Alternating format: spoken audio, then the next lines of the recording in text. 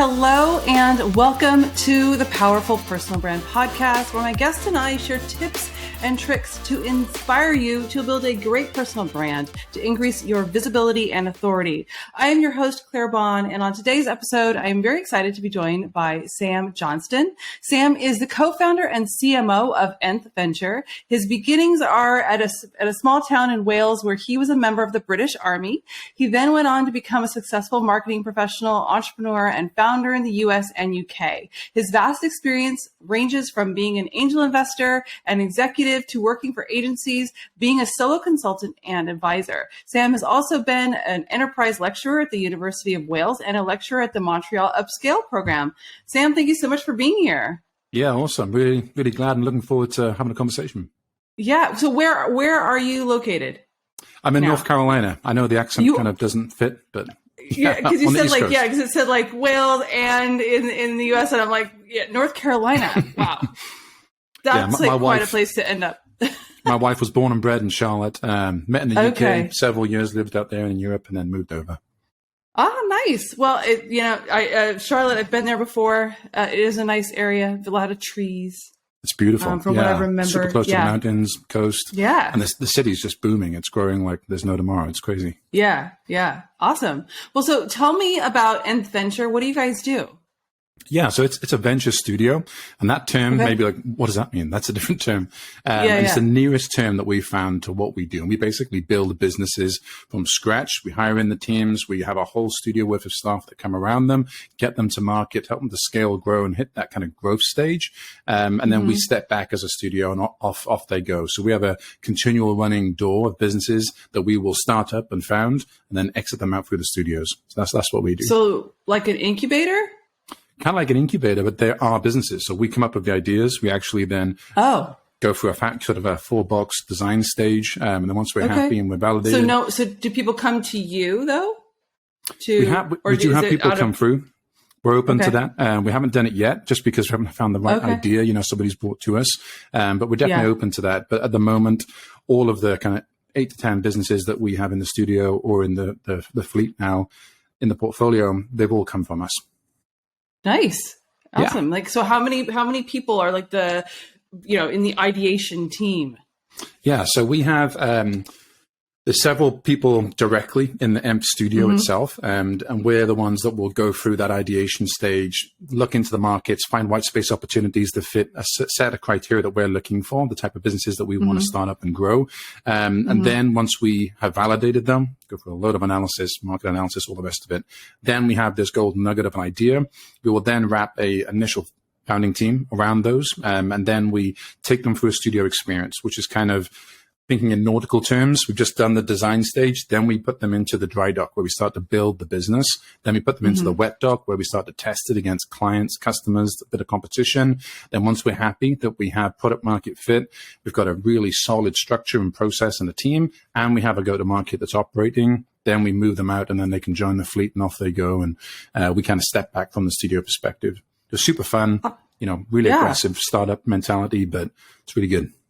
Yeah. Awesome. I've never really heard, I'm in California and, incubators are everywhere, all that sort of stuff.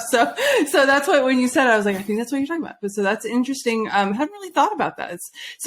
Let's talk about how your personal brand has really helped that. You have like a very wide range of experiences and, 2 different countries. How did all of that build your personal brand, and how are you leveraging that for, Nth Venture? Yeah, awesome. I think that it kind of, if we take the journey back in time through the history of Sam, if you like, when I came out of military, I then went into education, through education out of that, then into some startups immediately. And I kind of like the startup environment because it's very almost like small squad based, really tight knit group of founders team, all rallied around a similar mission. And it's really just process, product, and people. And if you can put those things together and go to market, you probably are going to be successful as long as there's a decent pain you're solving. So I really enjoyed that stage. I got picked up because we were doing well. I got picked up and sort of were poached and brought into some large organizations that were facing problems, whether it be new product development, new go-to-markets, expansions, whatever the problems were. And that kind of gave me a an in to see what the larger corporate world was like, and the problems and pains that they face, which more often than not, very similar to the startup problems. They just have a slightly different dynamic. They have more infrastructure, they have more support.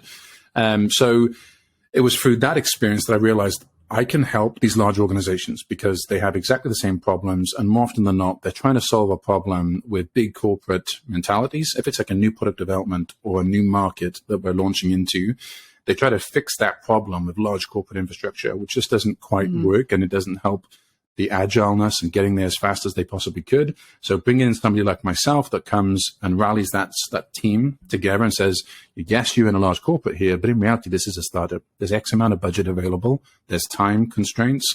And if we don't do this well, it's not going to be great. A lot of people aren't going to be around in 4 months' time. So we think of it like that, and we approach it in a very similar iterative way.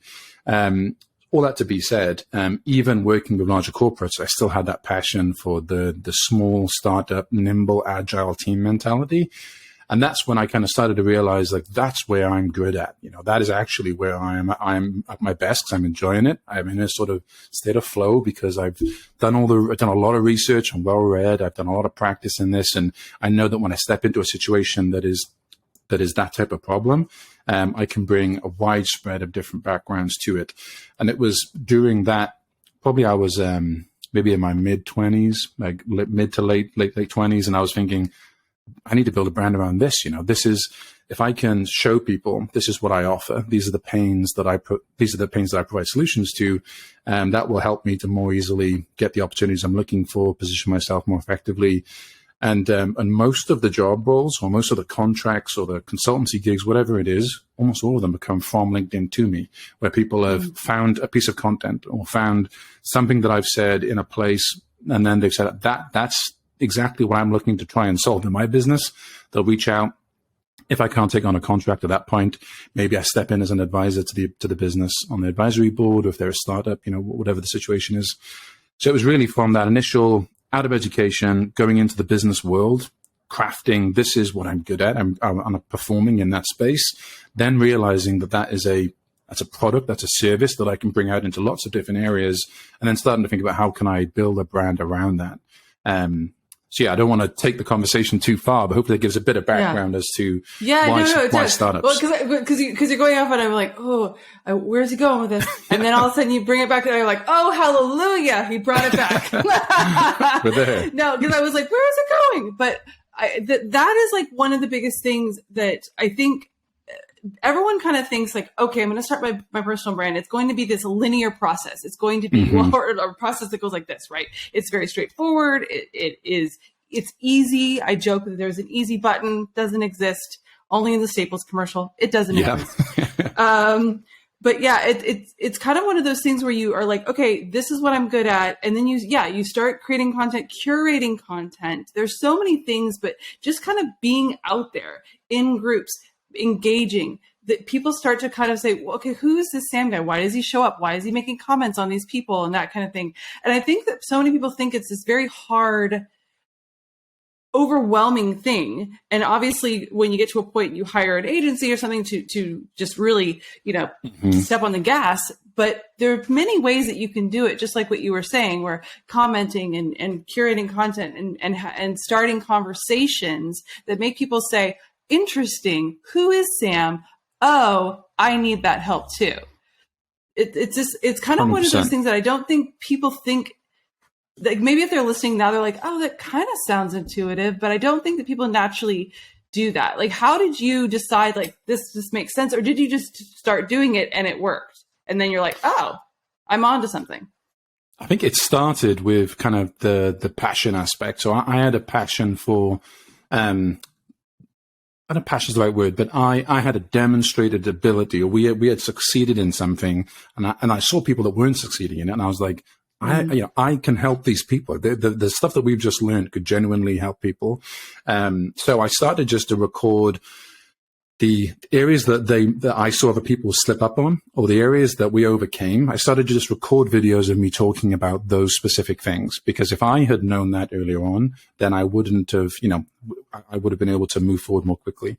So it started off with that. And then I think to begin with, it was, YouTube videos. So I just started to literally record myself speaking, and then put it up. And I realized that that wasn't doing anything, but much like going to the gym, if you do it a lot and you keep up the momentum and you keep on putting that same topic, but bringing different perspectives to it and different challenges, and really kind of homing in this stage of growth and just giving different opinions, it started to get comments, started to get reactions, it started to build a following behind it. I realized that maybe I needed to add a call to action to it. Like, people were clearly watching it. You know, if I was getting 5,000-10,000 views on it organically, I wasn't paying anything. How can I give them something to then come back to see me? So I switched it to having to follow, and then that bumped up my followers to like 10,000 and 20,000 and 30,000 people that started to follow. And then I started to think, okay, there's people genuinely watching. I need to give them something that looks a little bit better than what they're seeing at the moment. And what they were seeing was me with my phone, sat in the car speaking on a selfie camera.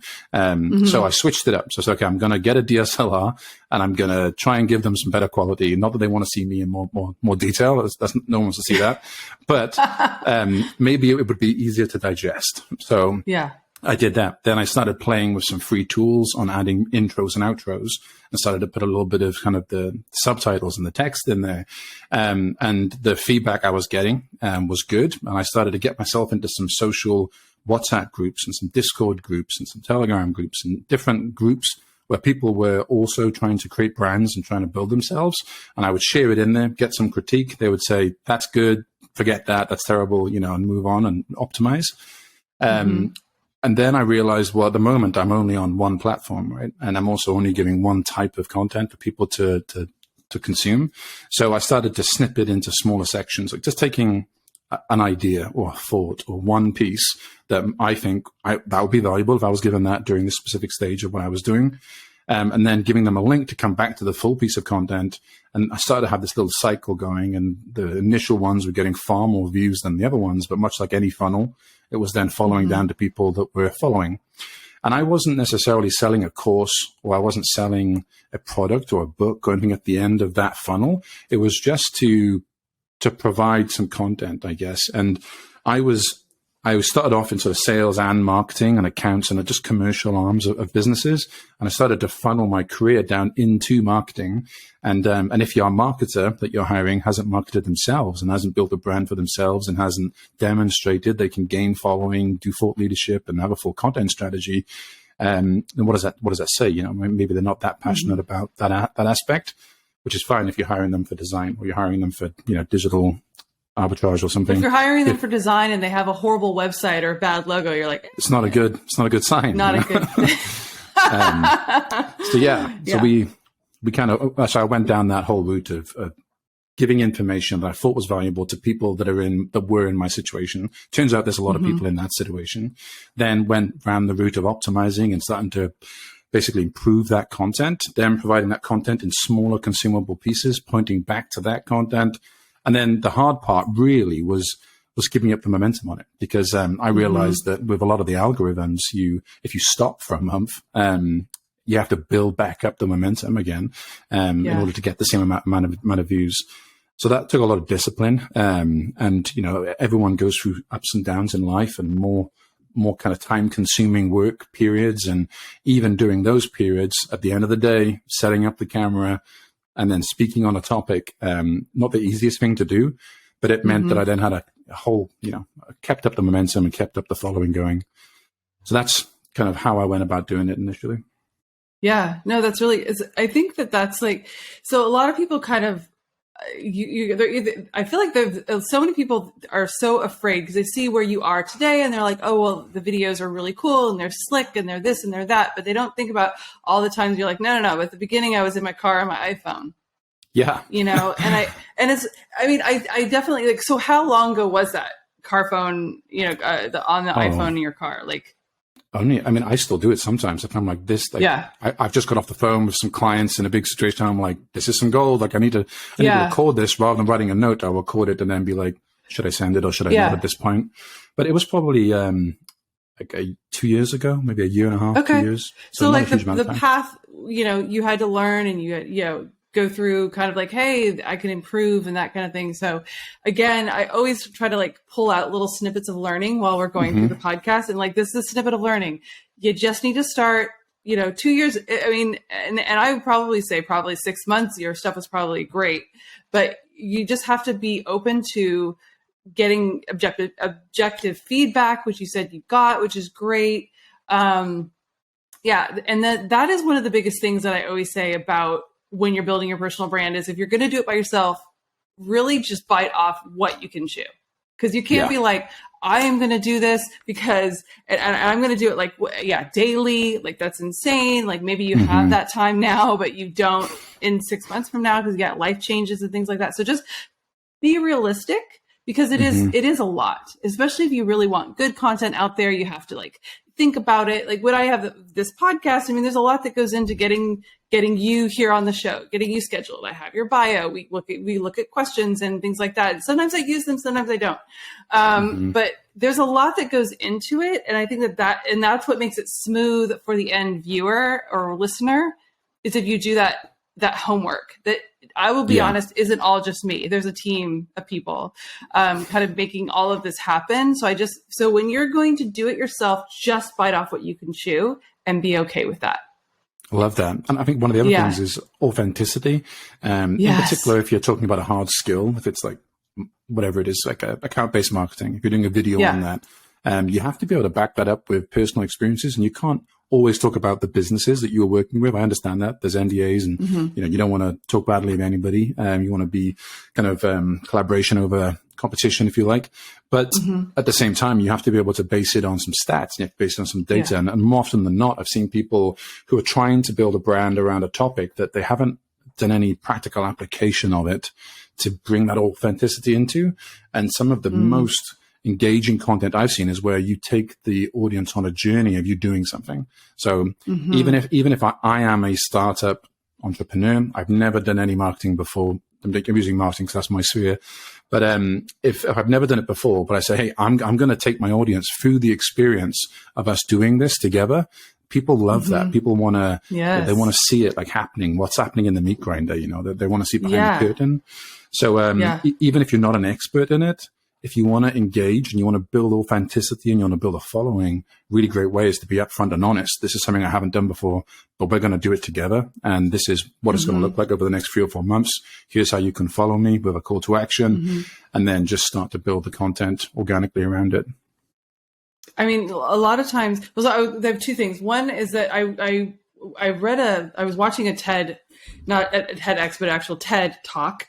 And they were talking about a really great, how to do like a really good keynote or a speech. And it was kind of layering in some of the best, speeches of all time. They took, MLK, I Have a Dream. Weirdly, you have that one, you're just like, whoa, that was groundbreaking. But then you have this, then also like she layered in Steve Jobs and kind of when he unveiled, I think it was the iPod. Yeah. And it was kind of like, what is, what could be, what is, what could be, and just layering that in there through storytelling, kind of like, right. And that makes it more powerful. So, and I did that with like my next speech that I did and speaking engagement, and wow, it definitely had the effect that I was looking for. Just like, because you have to take people on a journey. Otherwise there's no actual connection unless you get emotions involved. People don't think about marketing being emotional. Like when you're not in marketing, you don't think about it being emotional, but you are always tapping into those emotions 100%. To get kind of a reaction. Yeah. I mean, the whole thing is marketing in itself is emotion based, right? We're trying to build a reaction in some kind of way, whatever that outcome is. And that has to come from a place of emotion. So yeah, it's very, very relevant. Yeah, I love that. So, and I like literally, I was like, okay, I had the second tip or second thing I was going to say, and let's go on. But you know what? Yeah, we'll go.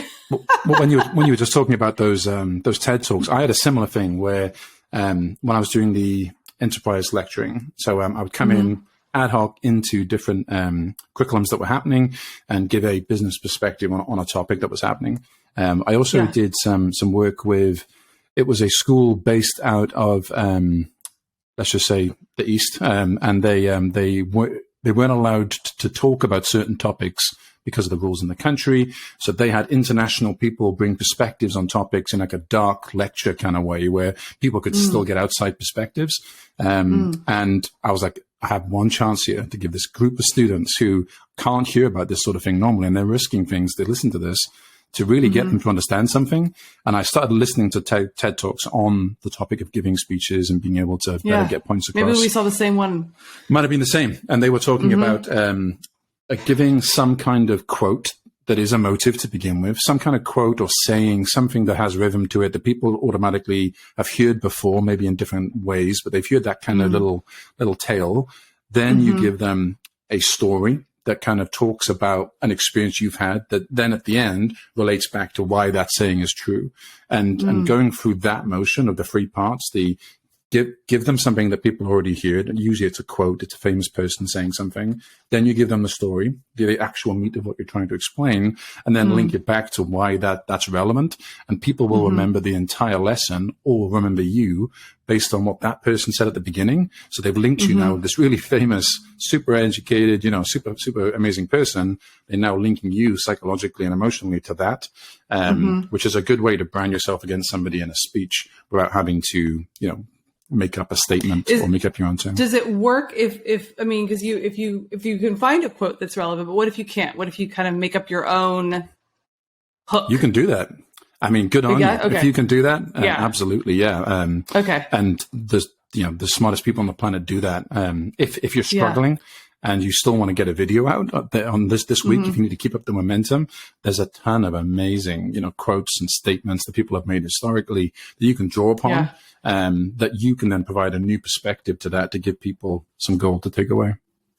Literally, I mean, even for our team, I have it kind of list if you Google like inspirational quotes, business quotes, inspirational business quotes, business leader quotes, like there's so many things that will come up. I mean, it's absolutely amazing. You're just like, wait, Walt Disney said all these amazing things.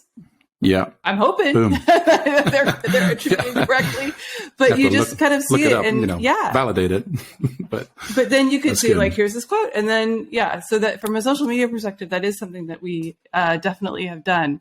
I like that. I try to do that with the videos. If I do like a reel and I'm shooting it myself, I will do I will kind of lead with a hook. I feel like doing a lot of these. I don't know if you feel the same way, but I feel like doing a lot of podcasts, guesting, and having guests is like, I just like all of a sudden at the end, I will have, oh my God, this came up, or I'm having to do a quick reel on this. And like, I have like sayings things that I come up with and whatever. I always say like, your personal brand is not for you. Yeah. Mm-hmm. It's for your audience. And then I'll like tell a story about that. But yeah, those are things that I've just kind of innately done, and like my own like little quotes. I would love it if one day someone was like, I'm quoting Claire Bahn. I'd be like, yes. Yeah. Boom. You've reached it. You've arrived. Yeah. Right. Totally. I like that you are, when you talked about the content that you're originally sharing and how it was stuff that you were learning, and you're like, man, this person's doing it wrong. I was watching something with Gary Vee, and someone was saying, hey, I want to be an expert in X.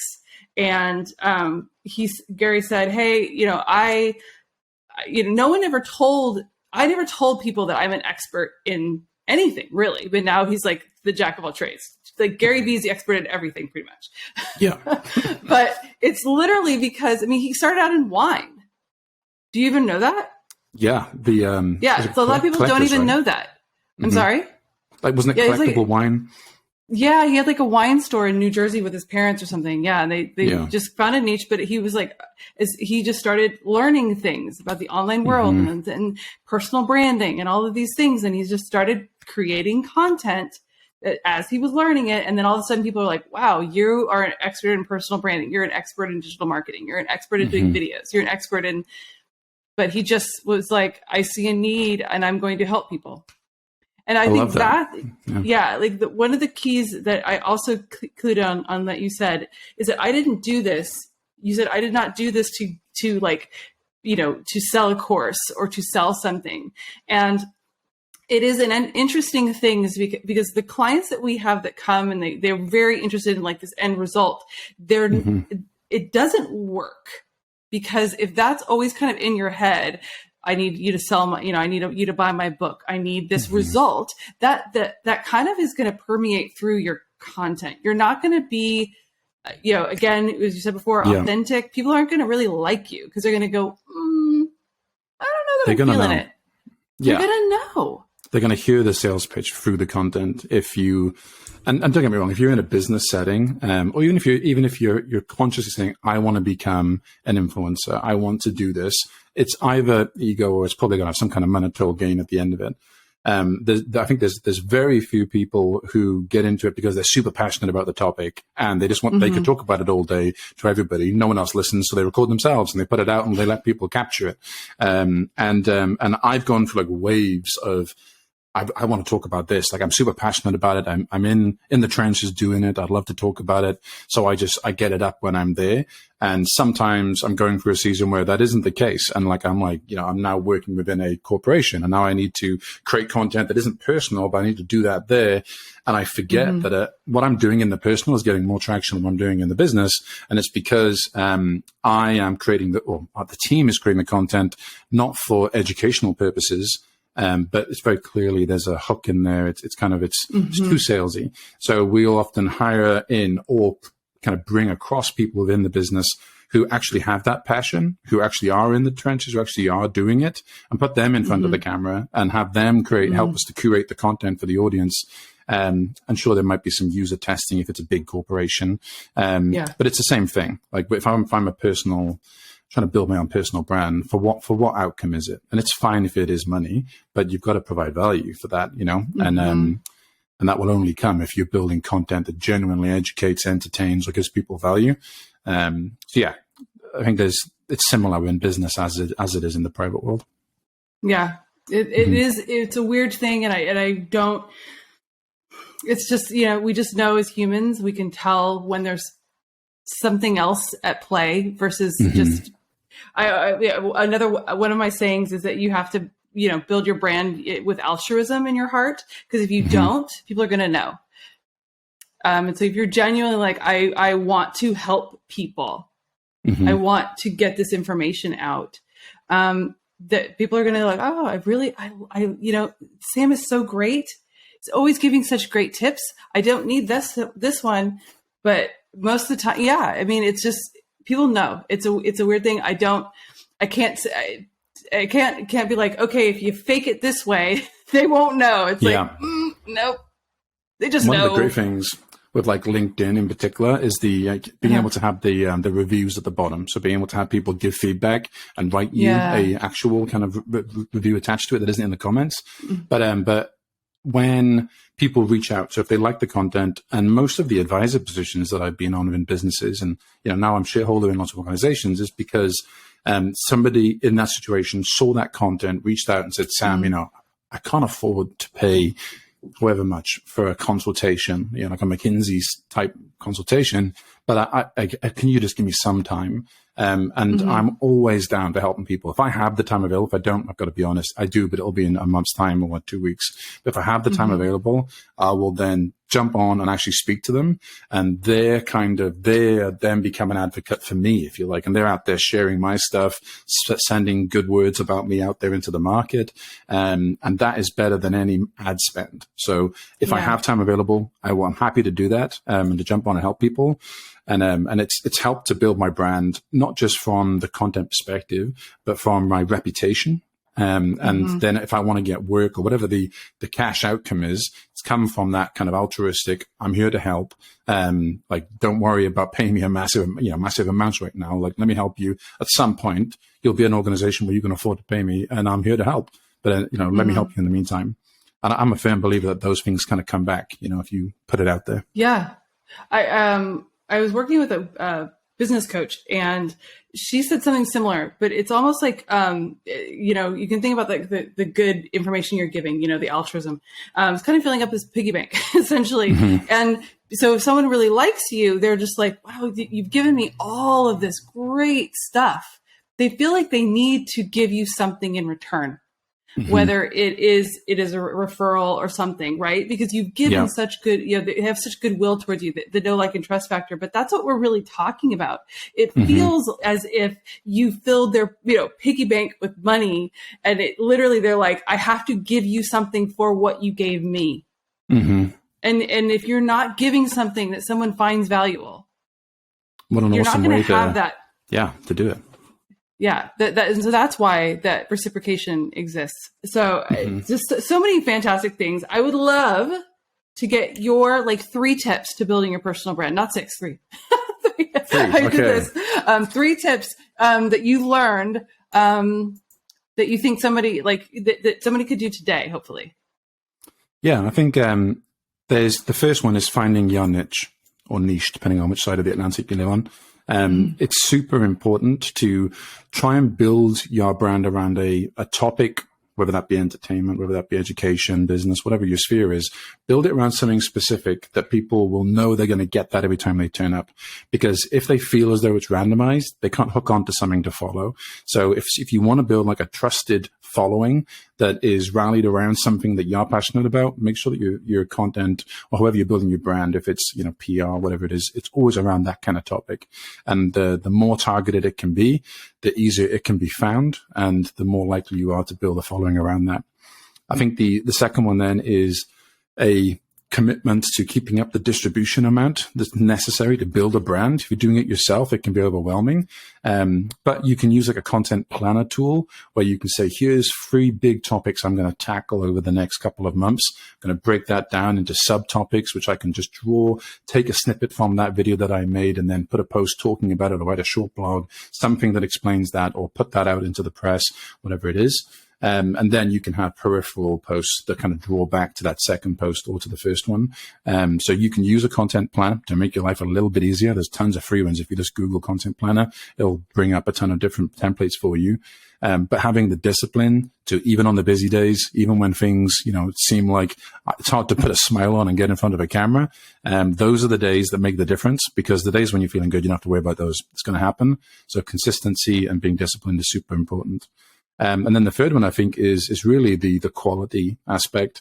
And the quality of your brand can be identified in a couple of ways. One of those is what's coming back at you from the market. If you are getting the sort of numerical followers, the engagement, if that stuff's happening, that's one way to tell. Awesome. The other side of that then is how people